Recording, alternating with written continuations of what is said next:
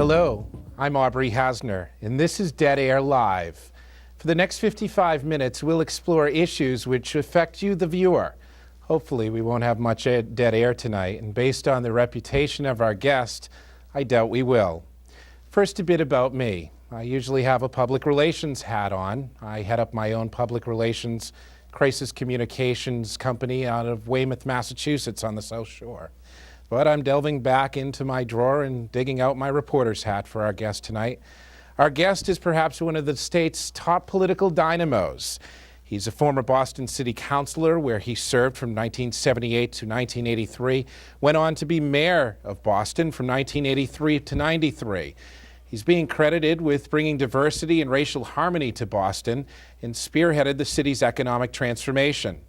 After his stint as mayor, Ray Flynn went on to serve as the ambassador to the Vatican under President Clinton. Now Ray is back with us, and he is back in the dreaded private sector, as we say, working in healthcare. Mr. Mayor, thank you for joining us this evening. Great to be on the program. Thank you. What are you doing these days? Where have you been? Well, I've only been home now, I guess, a little bit more than a month from 4 years at the Vatican. But when I say the Vatican, I really had the opportunity to travel all over the world. I was in Africa 4 or 5 times, and Bosnia-Herzegovina 4 or 5 times, and Haiti and other places across the world. Now you've adopted more of a health, you're working in the healthcare field? Well, I've picked up a good degree of knowledge as well as interest in the area of healthcare. I think it's one of the most important fields in America, particularly after the defeat of the comprehensive healthcare bill in Washington, early part of the Clinton administration, and we're obviously seeing the ramifications of a no policy towards healthcare in not only Massachusetts but in the United States. You have 35 million Americans without adequate health care. In Massachusetts alone, you have 766,000 people without adequate health care. 2/3 of those people, by the way, are people that are working. So you're seeing a lot of good, hard-working, decent families, members of those families without health care. I know myself, I have my children, 3 of my children who are college graduates, do not have health care, adequate health care. And then for other people who do have it, it's the highest cost. Massachusetts has the highest health care cost of any state in the United States. So there's a lot that's wrong with health care in America. Dangerous trend. Yes, it is. And I don't think people really have begun to focus on it. And it's not whether or not you're in favor of big government or you're opposed to big government. What we should have is a government that is fair to working class people. And I don't think that that's really the case now, both in wages. People are working longer. People are working harder. Their wages are stagnant. And they're not getting the benefits even that they used to, particularly in the area of health care and environmental protection. So in many respects, with this euphoria about what's happening in the American economy, there are a lot of people who aren't doing so well. I guess the people at the top are doing very well, right. But there is a shrinking middle class and there's a growing poor class in America today. Making a difference, helping the different classes of people. Is that why you got into politics? Explain when you got into politics and why. What turned you on about it? I thought I was going to be a professional basketball player, and then after that, a good career at PC. Yeah, then I thought I'd be maybe a coach at college at professional level, and I started out in that area. Mm-hmm. But somewhere along the line, I had some great experiences with different political people that I knew, not necessarily on a political level, like John W. McCormick, who was my neighbor. As a matter of fact, I was his newspaper boy. Who was then the Speaker of the United States House of Representatives. Did you aspire to someone like that? No, not at first, because Mr. McCormick knew me as a young boy, mm-hmm. and he was very closely identified with the college that I went to, Providence College. Our president was one of the top economic advisors to President Harry Truman, and McCormick, of course, was a poker player, buddy of Harry Truman. So I kind of listened to these stories even as a kid, and I just had this real strong love and respect for Mr. McCormick and for what he stood for, blue-collar, working-class people, that he could deal with prime ministers and kings and popes and the people at the top. He could also deal with, longshoremen and truck drivers and people who worked in the restaurants, and he could identify with just about everybody. So, was your family heavily into politics? No, my father was a longshoreman. Okay. And but he was a little bit active in the union.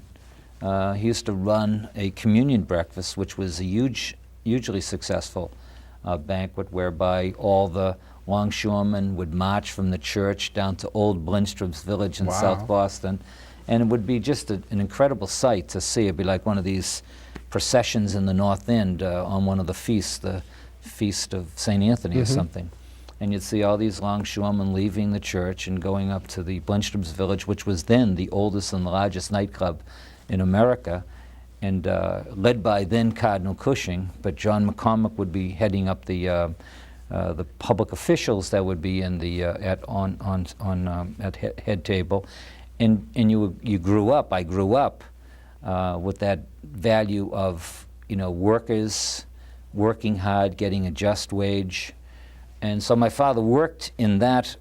On that event, not in union politics per se, but he got to know a lot of the political people, including Mr. McCormick. Did people back then respect the system? Oh yeah. It was, it was just when I had the newspapers at the time, you would sell 6 newspapers. That's how many newspapers you had in Boston. Now we can barely keep 2 going. And on a Saturday night, Cardinal Cushing would be down Blindstrup's village, and he'd be speaking at some kind of event, and he'd stop at Dorchester Street and Broadway in South Boston. He'd buy 6 newspapers, and now it's really people aren't reading, and people aren't paying much attention to what's going on in politics and government as they used to. But there was a great deal of interest, and people really loved their political leaders then. There was just a good relationship. I remember even as a little kid, I think it was, must have been the '52 campaign when Stevenson was running against Eisenhower, and both Stevenson and Eisenhower came into South Boston where I lived. Did you watch the speeches? Yeah. What did you think of them? Well, I remember very clearly that they were speaking outdoors. This was before television. Right. And in the 10-second or 15-second soundbite. Yeah, I remember Stevenson speaking for about 35 minutes. I even one time went over to the G&G restaurant over in Mattapan, which was the Jewish section in Old Ward 14. And before the election, the night before the election, Mr. McCormick, I used to kind of follow him around because I admired him so much, and to be honest with you, I hopped the back of a streetcar, went up to Columbia Road and down Blue Hill Avenue, and a few of us saw Hubert Humphrey. Wow. And I think it was the '64 campaign at the G&G restaurant. And it was a cold night with Johnson-Humphrey ticket. They were running against Barry Goldwater and Miller, the congressman from New York. And it was a real cold night. They got there late. It was like 10 or 11 o'clock at night. And you stayed to watch? Well, all the people did. Right. I mean, all the elderly people waited, and of course I got hell when I got home because I didn't do my homework that night. But you learned a great civics lesson. I did, so we learned a lot by, just seeing all these different people and experiencing. How old were you at that time? Well, at that time, I mean, I remember, I'm giving old stories here, but my mother unfortunately is not around, so I can tell these stories now. But when I was 12, 14, 15 years old, I used to love to play sports and go to different games, sneak into the Boston Garden. Like most kids your age? Well, I think I was a little overboard actually on it, so, but I've been doing that. Sports was always a major part of my life. I actually never had a real interest in politics till long after I even got out of college. What was it? Usually you get bitten by the political bug. I think it was... Was there one thing in your life? Well, again, I was happy and content to work for Mr. McCormick, Speaker McCormick, and then his nephew, Eddie McCormick, when he ran for senator in 1962 against Ted Kennedy, and then 1966 against John Volpe. And then in 1968, I was becoming pretty good at it, and I had a good name as a basketball player, an All-American at Providence College. So I went on the campaign trail to work for Hubert Humphrey. Wow. And Was that your first time? Yeah, that out? was the big one. Well, McCormick in '66, Eddie McCormick for governor. Right. But Humphrey, big time. I traveled with the vice president actually in '68, and then Were I you got. awed by the people they could attract? How? What awed you about politics besides the ability to change? I just believed it. I believed in. I didn't work for a lot of people, but the people that I worked for, I worked very hard. I believed in Humphrey very much. I really believed in him. He was the closest one that I could identify with as Franklin Roosevelt. If Your there's personal ideals. Yeah, personal ideals. If anybody that had the biggest impact would, from the standpoint of a student, a person I admired would be, well, it probably would be, other than my father, would be probably Pope Leo XIII, who was considered the working man's pope. That's what they referred to him. He did this encyclical that was far ahead of its time, Rerum Novarum. It was all about the rights of people to organize in the workforce, the right of decent wages, ending sweatshops all over Europe, child labor, slave labor. And so this pope it wasn't a religious thing. It was just that he was a dynamic man concerned about social and economic justice. So I guess the progression went from a person like him to, say, a person like Roosevelt. And then I probably jumped to McCormick and then jumped to Humphrey. And, you know, on all these occasions, I was not with very many winners, you know, in my But time. you But I believed learned- in the people. Yeah, I really believed in them, and I learned a lot, and I actually learned the right way. You know, it wasn't a TV or a media image that I was mesmerized to. It was kind of You're the grassroots. core values of social justice, human rights, economic rights. You know, that kind of philosophy. And then when McCormick got out in 1970, he left the United States House of Representatives. And there was a whole series of triggering events in my community. And I had been then now coaching. The power shift was The changed. power shifted dramatically. Joe Moakley was the senator. Joe Moakley ran for Congress. Billy Bulger was the representative. He ran for senator. And then it left an opening for the House of Representatives. And I was coaching kids, believe it or not. I had started sports programs. Did you enjoy it? I loved it. Yeah, I started a program which ultimately became the Boston Neighborhood Basketball Wow. League, one of the most successful basketball programs in the United Did not know States. that. Yeah, and so I hit a few walls on trying to help the kids and help people, and I found out that politics was the answer in many respects because you could get things done if you had a seat up at the State House or at the City Council or something. So what was your first run? First run, I ran for the state representative in What year? 1970 and won. Okay. And won every year for 8 years. And then represented Dorchester, South Boston, even a little piece of Roxbury. And Was worked that difficult? The election process, Well, South Boston at that time, and probably still is one of the most politically active communities in the country. And it's fun because you have people who take pride in their politics. You know, when you look at the election results now in Boston, you can almost predict that no matter what happens elsewhere, certain wards are going to turn out: South Boston, West Roxbury, and Charlestown, East Boston. You know, the kind of the ethnic wards are going to come out to vote. still know the value of a vote. They do. You know, it's a lot of ethnic people that came over from different countries, whether it be Italy or in Ireland or Poland or Greece or Lithuania or wherever, Albania, and they would come to Boston, and they knew that if they became a citizen, that was the first thing that they were going to do, is register to vote, and voted in every single election. I wish I could say the same thing for people who have lived here for years and years and years and generations. They're the ones that unfortunately aren't voting or participating. You then come to the councils, Boston City Council in the 80s. Yeah, I came in 1975, I believe. 77, I guess. Yeah, 77, and then I got reelected every year. I enjoyed that. That was a great experience. How has the Interesting. council changed? I mean, even the coverage, the media coverage of the council in the old days, every station had a reporter there.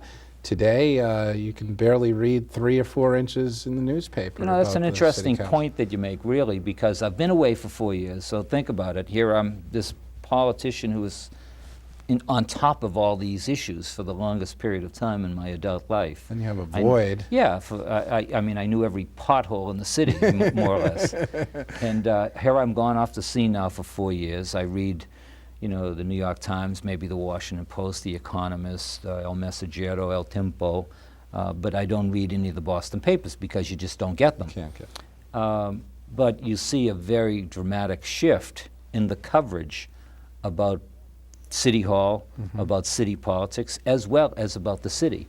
I mean, it's amazing to me how little attention is given to city politics by the Boston media. Why is that bad?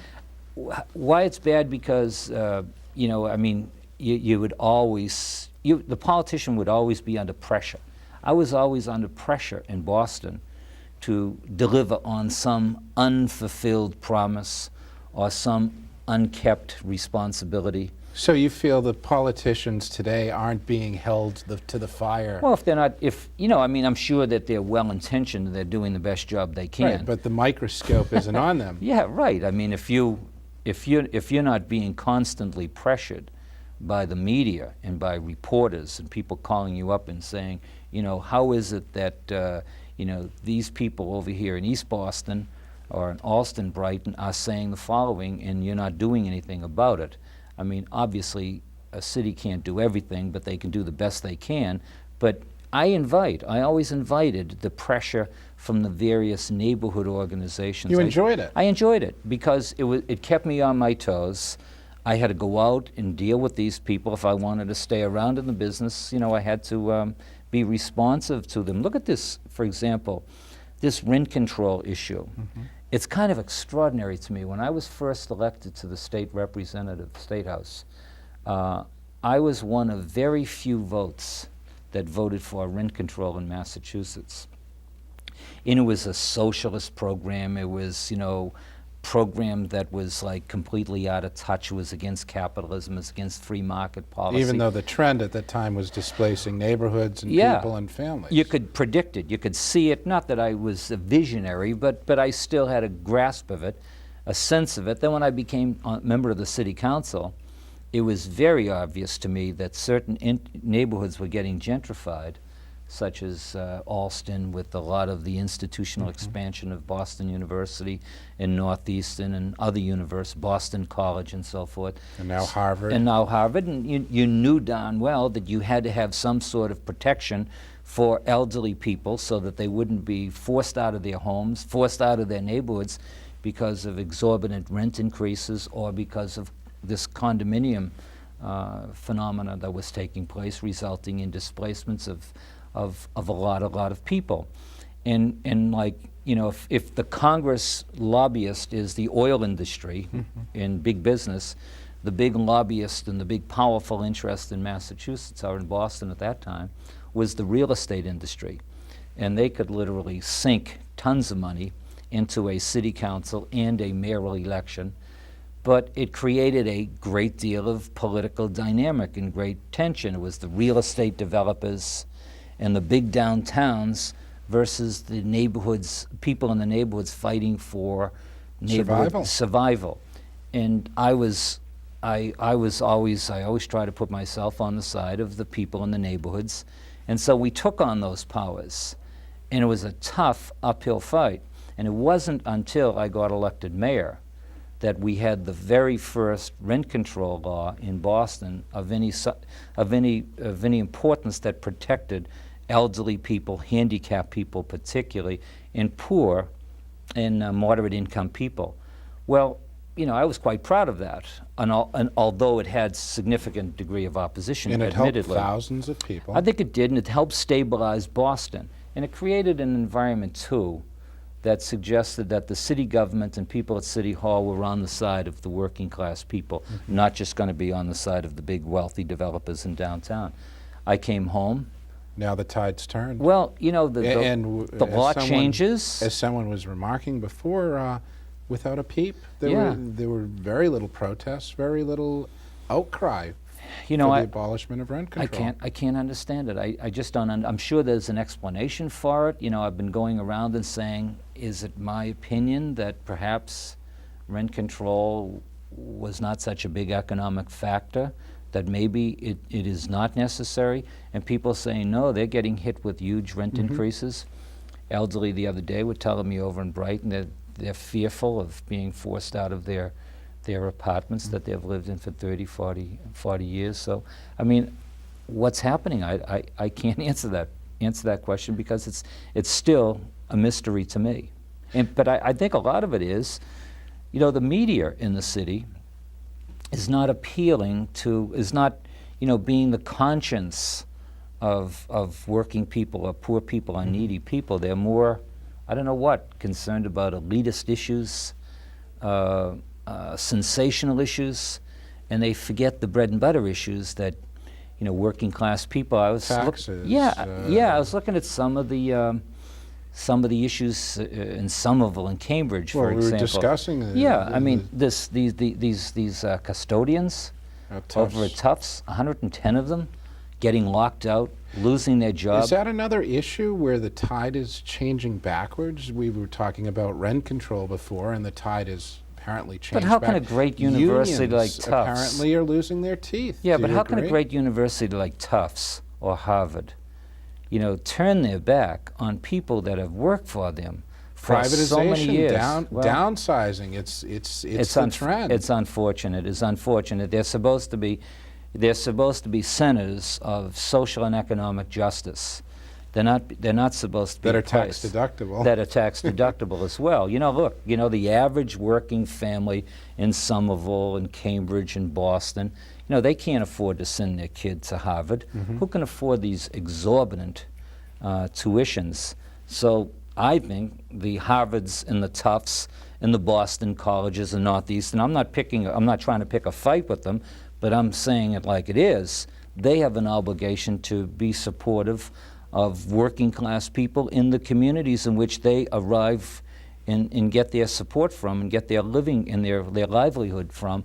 And apparently, when you look at some of these kind of stories that I was looking at in the Somerville paper here, it's Somerville Community News, you don't see that. You don't see that. I stood over here at the demonstration when the president of China was in town 2 weeks ago. I'm very big into human rights. I've learned a significant amount of, I have a great deal of concern for that issue. What's your opinion of the Clinton administration welcoming this man? Well, you know, I was on the other side of the protest. Right, I was on the demonstration across the street. Doing your political duty and as an American. Yeah, I couldn't do that, obviously, as a United States ambassador. Which we'll get into in a few minutes. But now I'm a free man. But as far as the Clinton administration welcoming this person, it was many said it was unheard of. How can you welcome someone that is so opposed to basic human rights? Well, it's our foreign policy, and it's not just this president or this administration or this Congress. I mean, people are now, our foreign policy is almost predicated upon economics in what is politically correct. Human rights and religious freedom But Tiananmen Square was only... Not too long ago, 1986. And what we have here is people are willing to forget, governments are willing to forget, because of the fact that there's a huge economic benefit that potentially exists between the United States and the People's Republic of China. But I saw it at the Vatican. We had an opportunity when Vietnam was looking for diplomatic relations and looking for it, you know, with the strongest vociferous way. We could have just put on the board, you know, religious freedom, and Vietnam would have acceded to that. But we didn't follow up on that. We weren't aggressive enough on that. And it's the same way in Indonesia. It's the same way in Sudan. Many places throughout the world where I've been, human rights are being violated greatly. Apathy? More people, more apathetic? I think you need Contrast, when you became mayor back in 1983, 60% of the voters would, on an average, would go to the polls. Now we're setting low time records. You were talking about voting and how important it was to vote for people, especially immigrants, new arrivals to this country, what it meant to your parents and my grandparents. People just too apathetic and are turned on to, off to the system? You know, maybe I'm the wrong person to answer this question about the media, okay, well, particularly in light of what, a little burnt, but my take a step back from the fire recently. But if we can put that aside, and I'm sure you're going to want to bring me back to that. Since you brought it up. But let me speak generally, because I think I'd be able to lend a little bit of, credibility to it that is not self-serving. You just can't continually, the media can't continually beat up and pound away at every single politician to come down the pipe. But it doesn't sell papers. It doesn't sell advertisers. No, it's not sexy enough. Yeah, you're right. But we need scandals. That's what people have become accustomed to. Well, I'm not quite sure if the people or the press or the press's interpretation of what the press, what the people want. But you pay a price for that, though. That's the point. You know, if you're going to go out there and you're going to beat up on Cellucci every single day, or you're going to be out there and you're going to be beating up on Joseph Kennedy every single day, well, then that has an effect on people's attitude about who they're going to vote for. And the system. And the system. They're going to lose confidence. I was in Malden last night, and, I walked around the Irish American Malden Club there, and 3 or 4 of the guys were very friendly toward me. They said, "Hey, Ray, look, you don't know what you've missed. This place is terrible.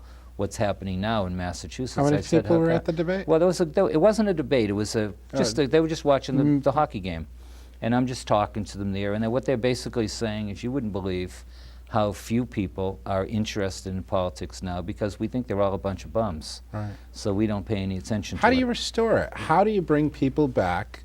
I mean, you kind of transformed the role of mayor in the city of Boston. You were a hands-on mayor. You were at almost every gathering, almost every groundbreaking. I mean, you were They said I used to be up there for every letter opening. Every letter opening. That's, at least you were there. Well, and having a role. What you have to do How do you bring back that spirit? Are the politicians becoming disenchanted and don't care anymore too? I don't know. I mean, I've been away, so this thing has been an extraordinary learning curve. Yeah, for me, because I was on top of it, and then now I've seen how it's changed so dramatically, and quite frankly, I don't think it's changed for the better. I think it's an area where people should be really concerned. I don't think that working class people, needy people, or even poor elderly people are being represented in government today. I think everything is the big money, the power, the advertisements on TV, the slick ads, the spin doctors, the PR guys. The non-reputable ones. And they're all having such a field day at the process. Look at this Morris getting up there and said, look, the name of the game is getting the money, and whoever gets the most money gets the most votes. Well, I was sitting at the Vatican watching when this thing broke about Morris, about the time of the Democratic National Convention in Chicago in August, I believe it was. I mean, here are people that I was with, mostly priests, but they have like their doctorate degree in church history or philosophy or theology, Americans, and they, Notre Dame, Georgetown, Harvard, Stanford. I mean, these are very bright, knowledgeable people. And they're sitting there and they said, Ray, we never thought that we'd ever hear this kind of a discussion about what is happening to the political system in the United States. We grew up in an environment where we thought that we're a bit idealistic, and we believed that this system really meant something, that it was on the side of people, that it was important to get involved, it was important to have a government that represented character and concern in the needy. He said, what this guy is basically saying, he says, look, you know, this business now of presidency, Right, it's government, a business. it goes to the highest bidder. Whoever brings in the most bag of cash wins the office. Sounds like you're for campaign reform, obviously. How radical do you have to get us back to that political center? Well, you know, I was at the, I followed, again, I was telling you about the media that I would watch or read all the time, and the newspapers, but the TVs I would watch in addition to all the Italian stations and could follow them very closely. We had 2 Italian elections. We also had the election in Great Britain, which was on Sky News and BBC literally every single night. But it was only on for like 5 or 6 weeks. You know, people were riveted to the television set. They know far more about what's going on in British politics than Americans know about what's going on in American politics. And the campaigns are only 5 or 6 weeks. We even got the television stations in Australia. You know, you get fined if you don't vote in Australia. And they have like 3 or 4 debates. Everybody watches them. The television stations provide free television for the debates. There's no I Love Lucy on one station, the boxing match, and you know the wrestling match, and you know soap operas on the other television. But what's it going to take to get real reform? How do we, from a grassroots... People really have to say that politics right now is driven by money. And they have to get involved. They can't wait for the commercials to decide who they're going to vote for. And that's what people are doing now. People are making their judgment as to who to vote for, not on the basis of the person's positions or their character or their ability, but based on paid 30-second commercials. I had the opportunity, it's kind of interesting to me, I had the opportunity of traveling with Pope John Paul II in many places of the world. Well, one of the places that John Paul II went to was Manila in the Philippines. I think there's something like 8 million people there. 4 million people turned out to watch John Paul II this one Sunday. You know, you'd be lucky to get 25,000 people in the Sugar Bowl to see a major political debate between the Democrat and Republican candidate for president. Because of that apathy. But, you know, and you know the funny part about it, you know, John Paul II there's probably as many people disagree with him on a lot of issues as they do any major political leader or any leader. But what is different, however, is this is a man that they can identify with as being a person who tells the truth. Even if they disagree with him, at least they know that he's telling them what he personally believes in. And I think that's what's missing from American politics. You may get elected president, people may vote for you, and people say, you know, I have a high opinion of them, but then they don't really believe that you believe in what you're saying is really what's important. They think it's kind of what's politically correct, what the editorial writers say, what the spin doctors say, what the PR people say, and as a result of that, nobody really knows what these people really believe in, and I think that's a problem within politics today as well. Back to a theme you touched on, the little guy, the middle class. Has the middle class totally been forgotten in politics today, on both a state and national level? You know, you look at the papers and you see all this sexy, splashy paparazzi and, you know, exploitations. And I mean, it used to be the tabloid papers that did this. Now the so-called papers of record are falling into the same trap, and I suspect they're doing that for economic reasons. So you're seeing a real, you know, people wandering, you know, losing their kind of interest in politics because, you know, they just don't believe that politicians are focused on their issues. We talked a little bit about health care. We talked also a little bit about the workers and their wages. I mean, if you were to read the Wall Street Journal, you would think that the economy of Massachusetts, the economy of the United States is jumping right through the roof. But yet, you go into a lot of these places, people working 2 or 3 jobs, lost their job, The forgotten ones, the ones who have been downsized Yeah. and are off the unemployment rolls, sort of. Somebody told me the other day, I was at an event. I was at a retirement party down in Quincy, and this guy came up to me and he said to me, "Ray," he says, "you know, when the economy went bad, I think it was about 7 or 8 years ago, we were in recession." He said to me, "I got laid off. My company merged with a big conglomerate. They moved first down south, and they're now in Mexico." And we all lost our job. He says, "I was 55 years of age." He said, 53. He says, "I remember playing ball with you in high school." He played for Latin school. And he said, "You know, I lost my job." He says, "Now 53, 54, 55 years of age, you know, I was making pretty good money." He said, "Where am I going to get a job when you get laid off at 55 years of age?" Well, this guy has a little part-time job Down at a someplace actually down in Weymouth, I think in a miniature golf place somewhere down there. But this guy is, you know, he's not working. He has no benefits. His wife has got a job working in a supermarket, so she's getting some of the benefits for health care. And he's saying that, you know, he is not on the unemployment rolls.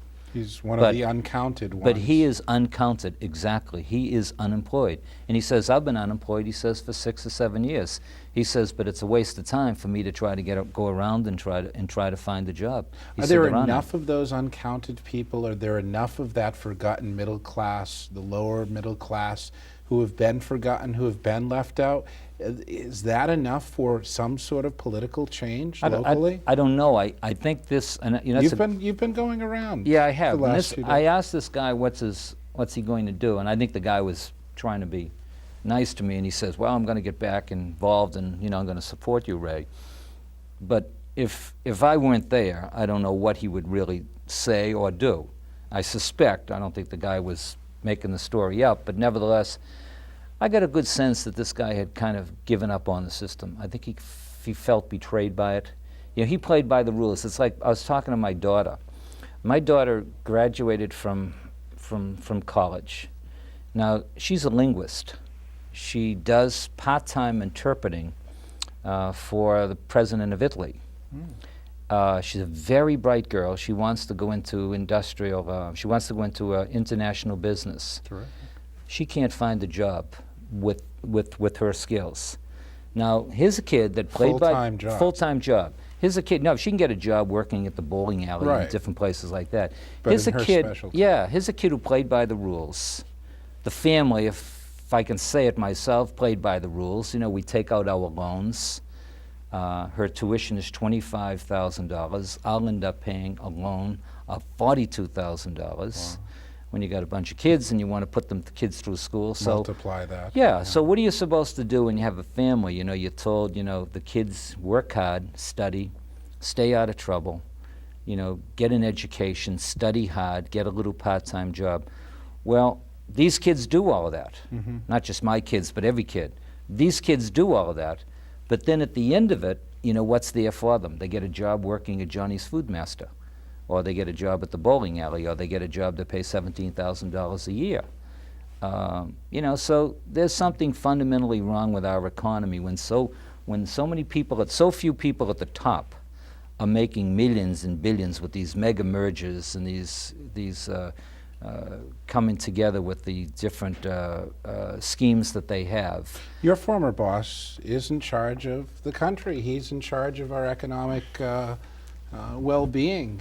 Have the Democrats failed us? Well, I think has the political landscape we talked about for so long changing so much? Have they totally forgotten the Democrats, at least, what they used to stand for? How do you figure it out? I mean, look at this recent vote here on fast tracking, which I am opposed to. But here it was, fast tracking. It's sponsored by the Democratic presidents of the United States. Strongest supporter, of course, is the major corporations, the international corporations, and the Republican Senate, Gingrich and Lott, House and Senate. And so that's the coalition for it. I mean, did you ever think you'd ever see such a coalition? On the other hand, the opposition to it is the unions, led by John Sweeney the building trades. And then you have liberal Democratic politicians like Bonya and from Michigan and Dick Gephardt from Missouri. I mean, there's the coalition that really broke the back of these major corporations, so to speak, and slowed down this fast-track legislation that I think is detrimental to American workers. So, you know, you really can't measure politics like we used to. You know, Roosevelt would have the Democrats with him, and Kennedy had the Democrats with him. Now these are every different person kind for of themselves, yeah, and which way the political wind is blowing. Anybody who's, you know, it seems to me governors and mayors are trying to become governors and mayors of corporate America rather than trying to be governors and mayors for working class people. Speaking of governors, there's been lots of rumblings and rumors.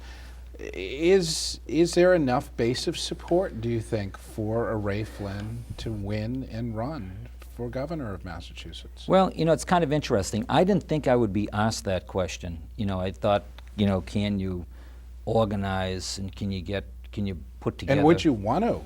Well, I think it's absolutely critical that you get somebody in there now who's not going to be the pawn for big business and for the major corporations. I think you have this pendulum has to swing.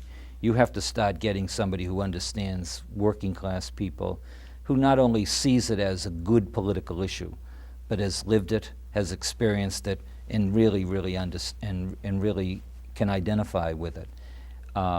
And I'm not quite sure that the people of Massachusetts are there. So I think it's important for me and other people, and there are other people out there that are good at it as well. I've seen the worst in politics since I've come home. I've also seen the best in politics since I've been home as well. I've seen some new leaders starting to emerge. I don't think we're quite there yet, but I think in time we're going to see some real good political leaders. The senator from my district, for example, Stephen Lynch and Jack Hart and Marty Walsh, and a lot of these different people. I mean, I can't even tell you all their names, but they are good. But they're a couple elections away from being great leaders of Massachusetts and Boston. This particular bumper sticker has been, I don't know if we can see it here, it's been floating around the city for the last few months. Can we rule Ray Flynn out or rule him in? The clock's ticking. Every day you delay is a day lost. Do you want to be governor? Yeah, I'd love to get into the fight, and I hope I'm able to. And you know, obviously, if and when I get into it, I want to be able to win, and I want to be a creditable candidate. I need to build an organization. By the way, if anybody's interested in the audience here, they can call me at 269-0909. And I'm trying to build a grassroots organization. See, I was able to do it in Boston because I had the support of a lot of neighborhood organizations, church groups. The little guys. The little guys. I really was able. The able. non-big business that we were talking about. I was able to pull that together, and I could do that with wearing out a few pair of shoes every month. But this is a big state, you know, so it's a much broader challenge. Do you think people in Springfield know who Ray Flynn is and what he stands for? Well, you know, I was up to Springfield and I spoke to a good group of people, the FFL-CIO, and they were very supportive. I was up to Worcester and I spoke to a number of organizations. What's the feeling? What's the sense you walk away with? There's a bit of a despair, kind of people have given up on politics. They don't really think that anybody is going to fight for them or represent them or work for them. What do you do to attract them back? What are the top three issues Ray Flynn, to put you on the spot, sorry, but what would be the top three issues you would fight for? Oh, I think the area of economic security is a big issue. In what way? A huge issue. And what can state government do to secure that? Going down to Fall River in New Bedford, I was amazed that they have a very different view of the Massachusetts economy than the people in Boston have.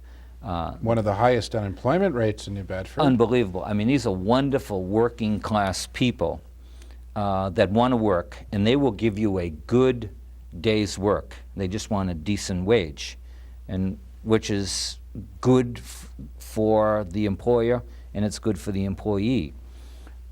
So there's a good product there.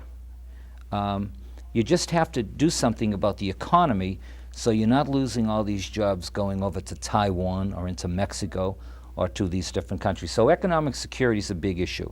I was so pleased to see in Massachusetts or in Somerville, they had a debate on the living wage. In Boston, they had the living wage debate. Mickey Roach, my former police commissioner, led that charge with ACON and organized labor. That's a real good organization. ACON is a kind of a neighborhood activist, poor people's group, organized labor, and compassionate politicians like Roach. See, that's the kind of coalition that you need to have in the state as well, so that there can be a policy about social and economic justice. So economic security is one. I'd say the affordable and access to health care for, as I say, 766,000 Massachusetts residents do not have affordable, adequate health care, and 2/3 of these people work.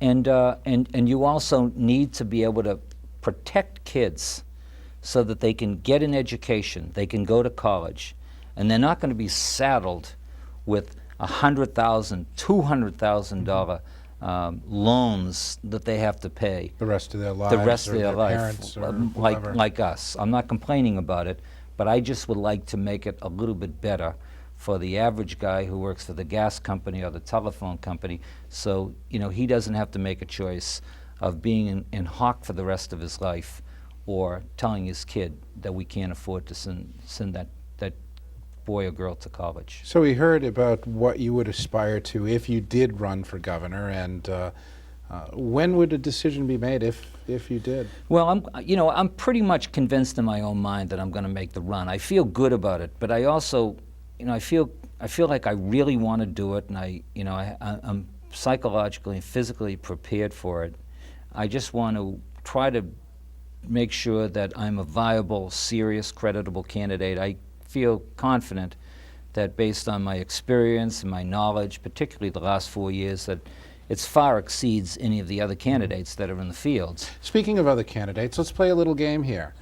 I'll say the candidate. You tell me in a word or two what you think of them as far as what they're doing for the voter. So I won't dodge the question on it early.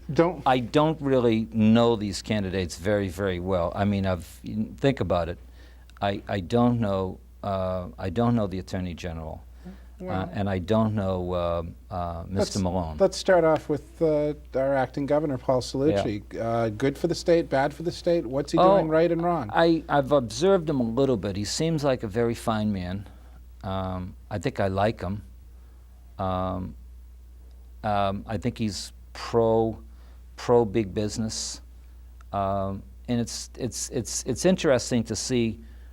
Is there a real Paul Cellucci, or is it going to be a Bill Weld Republican Paul Cellucci? Reincarnated Yeah, Bill Weld. I don't know. I don't. If there's a real Paul Cellucci, another Paul Cellucci, then we have to find out what that is. Joe Malone, you're not that familiar with? No, but he seems like a very fine man as well. You notice done a good job for the Treasury? I think so. I am not one of these politicians that is going to make my name at the expense of somebody else. So, I've never played that game anyway, just so, yeah. Of the two, who do you think will get the nod? In the Republicans? If you were a betting man? I couldn't even imagine. I don't know anything about the Republican Party. Wherever I go, I don't hear people really talking about them, but I don't really hear people talking much about politics. Democratic field's getting open? The Democratic field, I said it when Joe Kennedy got out, and people kind of thought that I didn't really know what I was talking about. It's a wide open field. There is no chemistry with any of the candidates. Harshbarger's been a candidate for such a long period of time. He hasn't really made any kind of impact in terms of convincing people that he can be the next governor. I think that's floundering. I think that's a tough one for him. And McGovern is, she's a very capable person. Can she catch on? I don't know. I think it's wide open, is what I'm saying. Possibly open for a run by. Well, I think it's really. I think I add something that is very important for the debate. I think it's helpful for the people that they have their choice of a blue collar, working class, experienced political leader that they don't necessarily agree with on all the social issues, but nevertheless, it's somebody that they can believe and trust and is going to be in their corner if they need somebody that is going to fight for them. And I think there's a large segment of working class people that don't feel that they are being represented in Massachusetts. What my job is to make sure that they don't give up entirely on the process. I've got to encourage them that they shouldn't give up. They should really get more involved in it. That's why my candidacy offers something very, very unique, and that's why I think it's very bad for the media, for example, to be bashing away at people like Joseph Kennedy, who or me, yourself, or anybody. Let's talk about that. Yeah. You were broadsided when you came back by the Boston Globe with some serious allegations about your tenure in Vatican City, as well as your drinking. How did you react to that article? Obviously, judging from your comments, you felt it was extremely unfair. And was there some sort of timing motivation, do you think? Well, I think people really have to ask themselves what was the motive of that motive of that article. You know, it's really interesting because the Globe expressed no interest in doing a extensive interview on me on these issues that you and I are talking about. But I was on the plane heading to Boston from Rome, arrived in Boston on a Saturday. The Boston Globe sent a reporter to Rome and arrived on a Tuesday, called up a number of highly respected Vatican officials, many of whom were priests, and said, "Oh, hello, how are you? By the way, I'm doing this profile, a 4-year profile on Ray Flynn. We'd like to talk to you." And many of these Vatican officials said, "Oh, sure, come on right over. I'd be happy to talk to you about this and that and the other." Well, the reporter came over, and according to the Vatican priest, they said that she had already made up her mind, that it was already determined what this article was about. And as a matter of fact, the comments that were attributed to them in the paper, they claimed, and they said categorically, that they were intentionally manipulated. Now, I guess the people have to ask themselves. It came down to the basic thrust that you were ineffective as ambassador. Refute that if you... Yeah, I mean, the fact is, however, that both, I mean, the two people that would be the judges of that, one would be the President of the United States, obviously, and the other one would be the leader of the Catholic Church across the world, being John Paul II. I had a conversation with John Paul II before I left. John Paul II could not have been more pleased at the performance, the professional relationship that I had built between the United States of America and the Vatican for the more than 4 years that I was there. He said that. He said that with a number of people in his presence. So you were a very effective... Well, and then the President talked to me, and the President said, "Look, I want you to stay there as long as you can because you are a person that, even though I've had differences of opinion on certain issues, you are somebody who is able to keep the bonds of strength existing between the Vatican and the United States government, the White House." And he said, "I want to thank you. You did an outstanding job for our country." Now, if the President thought I did a good job and the Holy Father thought I did a good job, I don't know what this unnamed... Two highest bosses you have. But if you look at that article again, you know, it was an unnamed State Department source. I don't know how to deal with unnamed State Department sources any more than I know how to deal with reporters making up quotes attributed to Catholic priests who say that they never said what was directly quoted in the paper. What's the motivation? Do they power brokers, whoever? What the motivation is? This was a 5,000-word report, story in the paper. This is what, 2 pages and a half of a response to all the charges in the Boston Globe. I gave this to the Boston Globe. I wrote it myself. I wrote this response, gave it to the Boston Globe. 3 days after the article appeared in the paper, the Boston Globe has never published it. Now, the Boston Globe won't publish it because they told me that it was too long. Here they had an unprecedented article that appeared in the Boston Globe, front page, Front banner page. and it went 2 full pages inside the paper. Mm-hmm. And they won't even publish that. And, you know, so people have to ask themselves, you know, what is the motivation? I don't know, you know, my explanation of it is my opinion. Did that hurt your chances of being governor? do you It doesn't help, obviously. You know, I always believe that people who know you and people who respect you and people who have been in your company and so forth, they know that, you know, who you are and what you are and your qualities and your character. But there are unfortunately a lot of people that only know what they read in the newspaper, so they could be, you know, obviously influenced and guided by, you know, this wasn't a fight that I picked. It's, you know, getting involved in a fight with the Boston Globe is not something that I can win. No. I don't have any power to be able to take on the Boston Globe. All I want to do is to be able to run, present my issues out there, let the people either vote for me or vote against me. Why Real should I quickly, get shot down? in the last 30 seconds, if you do run for governor, in 30 seconds, look into that camera and make a soundbite. Why should people vote for Ray Flynn?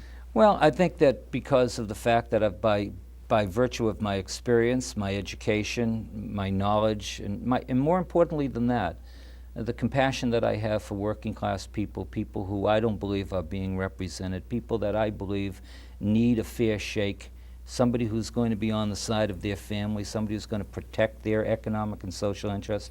I think people are looking for that kind of a person in politics. I am what you see.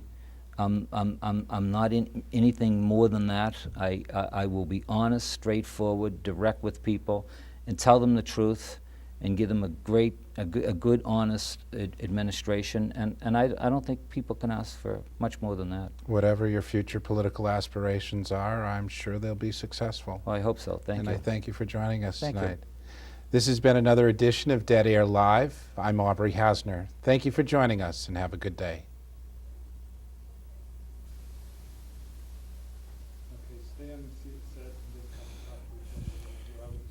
Boy, that's a That was fast 55 minutes. Are you serious? Yeah, wow.